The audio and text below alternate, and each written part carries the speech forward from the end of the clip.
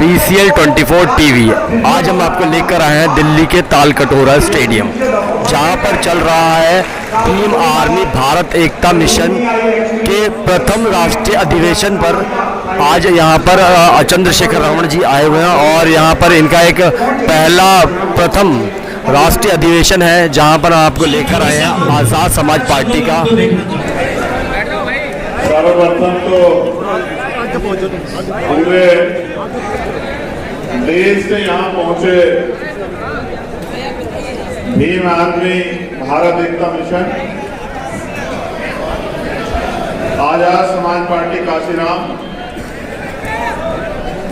और जो अन्य बहुजन संगठन है उनके जो साथी यहाँ पहुंचे हैं, मैं भीम आर्मी के 7वें स्थापना दिवस पर आपको हार्दिक बधाई देता हूं, आपके लिए मंगल कामनाएं करता हूं। हमारे पहले राष्ट्रीय अधिवेशन के अवसर पे आज दिल्ली में हम लोग उपस्थित हैं। मैं बड़ा गौरवान्वित महसूस कर रहा हूं भीम आर्मी का कार्यकर्ता होने के नाते। मुझे इस बात की खुशी भी है कि बाबा साहब अम्बेडकर ने भारतीय संविधान में जो दिया था, जब हम उसको पहचानते हैं तो हम ताकतवर हो जाते हैं। अगर बाबा साहब ने समता का अवसर नहीं दिया होता तो शायद आज हम लोग यहां नहीं खड़े होते। मैं आज पुनः बाबा साहब अम्बेडकर को भी धन्यवाद देता हूं। मुझे आपसे बहुत जरूरी बातें करनी है, मगर मैंने नोटिस किया ये नसीहत आप सब लोगों को, समय समय पे जल पे सभी संतों गुरुओं महापुरुषों को नमन करता हूं। करुणा के सागर तथागत गौतम बुद्ध, संत शिरोमणि सद्गुरु रविदास जी महाराज, भगवान वाल्मीकि महाराज, गुरु नानक देव, संत कबीर, गुरु घासीदास जी, नारायण गुरु, संत तुकाराम, पैरियर रामास्वामी नायकर, महात्मा ज्योतिबा फूले, छत्रपति साहू जी महाराज, बाबू जगदेव प्रसाद कुशवाहा, जननायक कपूरी ठाकुर, महामना राम स्वरूप वर्मा, मां छलकारी बाई, मां अवंतिका बाई लोधी, मां अहिल्याबाई होलकर, मां फातिमा शेख, मां रमाबाई, मां सावित्रीबाई फूले, आप सबको भी नमन करता हूं। मां उदा देव पारसी, इस देश के जो वीर शहीद है उनको भी नमन करता हूं। मान्यवर दीना भाना वाल्मीकि साहब को, कोतवाल धन सिंह गुर्जर को, सर छोटू राम को, परम पूज्य विश्वोत्तम डॉक्टर बाबा साहब अम्बेडकर जी को और मेरे गुरु, मेरे आदर्श मान्यवर साहब श्री काशीराम को। कोई गुरु किसी को ऐसे नहीं मानता। राष्ट्रपिता ज्योतिबा फूले 1890 में चले गए और 91 में पैदा हुए बाबा साहब अम्बेडकर। उन्होंने उनको देखा भी नहीं लेकिन गुरु माना। उसका एक कारण मात्र एक था कि वो अपने लिए नहीं जी। हम लोग जो हम सिखाने का काम करते तो सबसे पहली लाइन ये सिखाते हैं कि ऐसा खामोश व्यक्ति समाज और देश पे कलंक होता है। जब हम लोग काम करते हैं तो हम एक दूसरे के लिए नहीं, जो कर्ज हमारे ऊपर है उसके लिए काम करते हैं। आज अगर ये अवसर मिला है, ये सम्मान का जीवन मिला है, ये जैकेट, ये जूते चप्पल, ये मंच और ये माइक मिला है, तो ये हमारे महापुरुषों के संघर्ष की देन है। काशीराम साहब कहते थे कि भारतीय संविधान हमारे महापुरुषों के संघर्ष का निचोड़। मैं गौरवान्वित हूं कि मैं भीम आर्मी का एक कार्यकर्ता हूं, लेकिन मुझे उससे ज्यादा खुशी है कि मैं भीम आर्मी का एक अनुशासित कार्यकर्ता हूं। क्योंकि अगर मैं ही अनुशासित नहीं होगा तो दूसरे को कैसे कहूंगा। समय समय पर मैंने बहुत सारी गलतियों से सीखा है और पिछले आंदोलन से भी सीखा। मैं आपको विश्वास दिलाता हूं कि वो दिन नहीं आएगा जिस दिन मेरी वजह से आपका सम्मान कम हो या आपके ऊपर कोई उंगली उठाए कि आपका नेता कमजोर। ये आज 7वें स्थापना दिवस पे राष्ट्रीय अधिवेशन में मेरा आपसे वादा है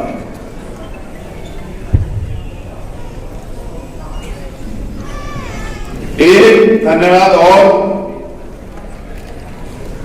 हमारे जो रविदास धर्म संगठन के जो साथी हैं जिन्होंने लंगर का आयोजन किया है, मैं दोनों हाथ से उनका धन्यवाद करता हूं।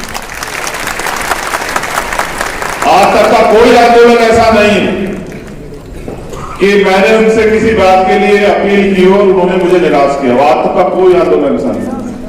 मैं रविदासिया धर्म कमेटी की जो हमारी है उसके सभी साथियों को नमन, अभिनंदन और वंदन करता हूं कि आपने मेरे मान को दोबारा से जो है ना स्थापित रखा। धन्यवाद।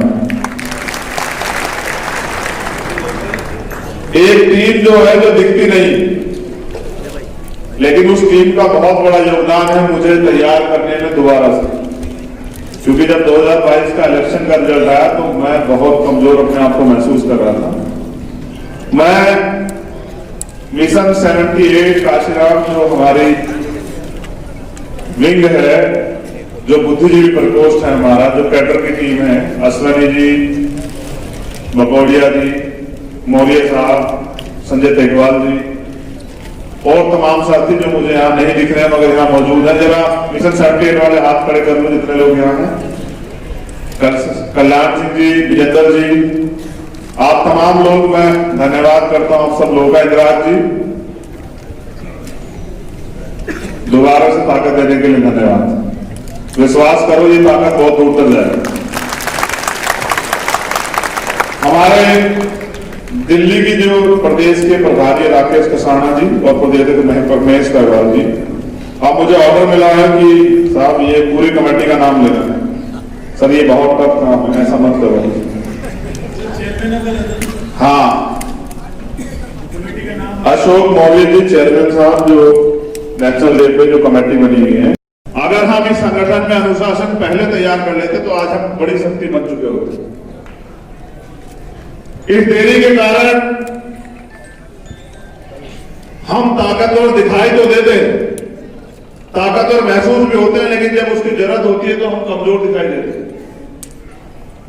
राजनीतिक रूप से जब हमें अपने कार्यकर्ताओं की बहुत जरूरत होती है तो वहां कहीं ना कहीं हम कमजोर महसूस करते हैं। इसका अनुभव 2022 के इलेक्शन के बाद मुझे हुआ और उसको पूरा करने के लिए वो जो कैडर सिस्टम हमने दोबारा शुरू किया तो उसकी वो इतना ताकतवर है।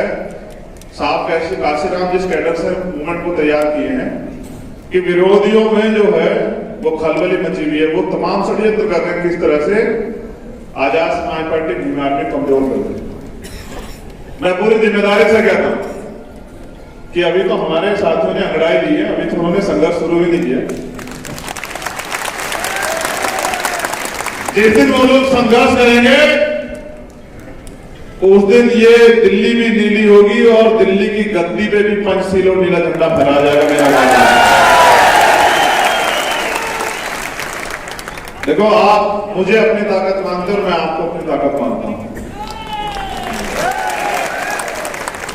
जितने पदाधिकारी मंच पे बैठे हुए हैं, मैंने आपसे कहा था कि पेन कॉपी लेके आना। जितने पदाधिकारी सामने बैठे हैं, कुछ बहुत जिम्मेदारी की बात है, मैं आपके सामने 5 मिनट बाद रखूंगा। हमको नोट करना है आपको, और नोट नहीं करना ये समझना कि ये आदेश है, इसको लागू होगा ये आदेश, इसमें कोई कोताही नहीं बरती जाएगी। मैं तो अपने आप को वही 2015 में खड़ा मान रहा हूं कि आज जीरो से शुरू कर रहे हैं, आज जीरो से शुरू कर रहे हैं, जीरो से शुरू करके और इसको अंतिम पायदान पे लेके जाना है। लेकिन अब हम काम अनुशासन में करेंगे, अब हम करके दिखाएंगे, अब हम घुटनों के बल रेंग के नहीं चलेंगे, अब हम सीना तान के खड़े होकर जो है अपने हक अधिकार की लड़ाई लड़ेंगे और अब हम पीछे नहीं रहेंगे। अब हम अपनी कुर्सियों पे कब्जा करेंगे। यहाँ इस देश की मीडिया इस देश के थान पे काबिज है और हमारे पास बाबा साहब अम्बेडकर की भी वोट ही है बस उनसे लड़ने के लिए। तो बहुत सारे टारगेट तय किए गए हैं, उन पे काम होगा। उससे पहले हमारे मिशन 78 के साथियों ने कुछ डायरेक्शन, कुछ चीजें मुझे दी हैं। मैं भी इस बात को समझता हूं कि अब मेरा भार कम होना चाहिए। आप चाहते मैं बहुत तेजी से काम करूं? कितने लोग चाहते हैं? हाथ खड़ा करके बताओ। एक सज्जन ने मुझे, मैंने सुझाव भी मांगे थे, उन्होंने भेजा, उन्होंने लिख के भेजा कि पत्थर की कीमत तब समझ में आती है जब सुनसान सड़क पर आवारा कुत्ते आपको घेर लेते हैं। छोटा पत्थर देखा आपने, उसकी कीमत कब समझ आती है? जब सुनसान सड़क पर आवारा कुत्ते आपको घेर लेते हैं। उसी तरह संगठन का महत्व तभी समझ आता है जब आप मुसीबत में होते हैं। जब तक आप मुसीबत में नहीं होते आपको लगता है क्यों जुड़ना चाहिए संगठन से और हमें जुड़ के क्यों काम करना चाहिए। लेकिन जैसे आप में मुसीबत आती है तो आप सोचते हैं कि भाई अगर हम संगठन में होते तो आज हमारे साथ ये अन्याय न हो। इसलिए केवल संगठन से जुड़ना ही महत्वपूर्ण नहीं, संगठन के प्रति अपने कर्तव्यों का निर्वाह भी करते रहे। वो समिति जो समन्वय बनवा के सब लोगों से सबको साथ लेके चलेगी, वो राष्ट्रीय स्तर पे कार्य करेगी। इस समन्वय समिति के जरिए आज के बाद जो भी आपसी कोई गुटबाजी या कुछ भी होगा या किस तरह से मिलकर काम करना है, इसकी जिम्मेदारी इनके पास होगी। बहुत जल्द इसकी डिक्लेरेशन इनके नाम मैं आप लोगों के सामने प्रस्तुत कर दूंगा, क्योंकि मैं इसमें अपना समय खराब नहीं करना चाहता। आप चाहते हैं मैं तेजी से दौड़ूं और मैं भी चाहता हूं कि मैं तेजी से दौड़ूं। दूसरा, एक अनुशासन समिति, क्योंकि मैंने देखा है कि भाई हो सकता है मेरे द्वारा कोई गलत फैसला हो जाए, हो सकता है अध्यक्ष जी के द्वारा कोई गलत फैसला हो जाए, हो सकता है प्रदेश के व्यक्ति के साथ के द्वारा कोई गलत फैसला हो जाए। उसको रोकने का एकमात्र तरीका यह है कि एक अनुशासन समिति राष्ट्रीय स्तर पर बनेगी, प्रदेश स्तर पर भी उसकी टीम होगी। अगर कोई भी कार्यकर्ता गुटबाजी करता है या जो दिशा निर्देश दिए गए हैं उसके खिलाफ जाता है तो इस अनुशासन समिति के जरिए जो है ना उन पर कार्रवाई की जाएगी।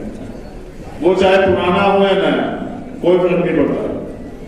जो अनुशासन तोड़ेगा उस पर कार्रवाई, चाहे वो चंद्रशेखर आजाद हो, चाहे वो विनयतन सिंह हो, कमल वालिया, कोई भी XYZ।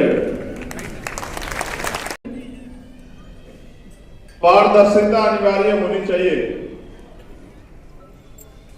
संगठन में परिवारवाद की कोई जगह नहीं।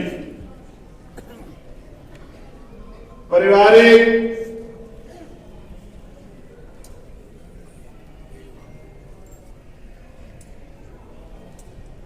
जिम्मेदारियों के चक्कर में किसी समर्पित कार्यकर्ता का उत्पीड़न ना किया जाए। उससे पहले मैं आपसे जानना चाहता हूं कि बाबा साहब का सपना पूरा हो गया क्या?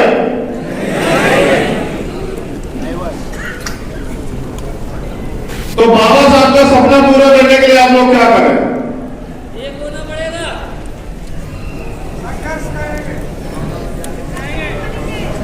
शिक्षा की जरूरत है पहले। मैं आपको बस बता रहा हूं, आप लोग जानो, आपके काम आए, आगे बढ़ने का मौका देगा आपको ये। मैं अपनी बात की शुरुआत बाबा साहब अम्बेडकर के एक संदेश से करना चाहता हूं, और वो संदेश आगरा की पवित्र धरती पे 18 मार्च 1956 को बाबा साहब अम्बेडकर ने दिया। उन्होंने कहा कि मैं बड़ी कठिन परिस्थितियों में तमाम तरह के अन्याय, आरोप, अत्याचार, अपमान को सहकर इस कारवां को यहां तक लेके आ पाया हूं। अगर आप इसको आगे नहीं बढ़ा सकते तो इसको पीछे मत जाने देना।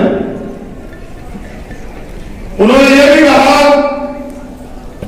कि मुझे मेरे पढ़े लिखे लोगों ने धोखा दिया। उन्होंने उसके बाद जो कहा वो बहुत महत्वपूर्ण, और उन्होंने कहा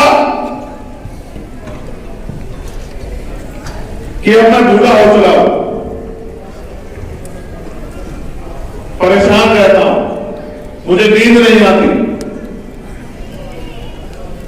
मैं अपने जब चारों ओर देखता हूं तो मुझे एक भी नौजवान नहीं दिखाई देता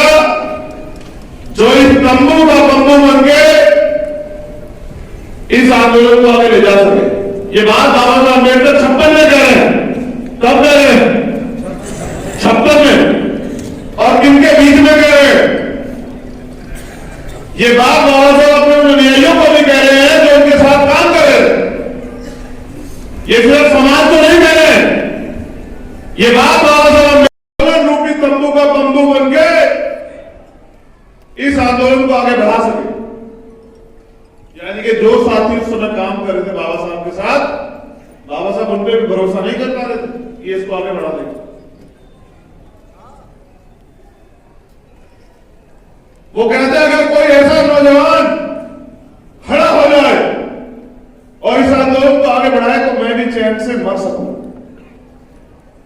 वो इस देश के नौजवानों से आह्वान करते हैं कि उठो, जागो। अपने लिए तो पशु पक्षी भी जी रहे हैं, श्रेष्ठ जीवन जीना है तो समाज के लिए जियो।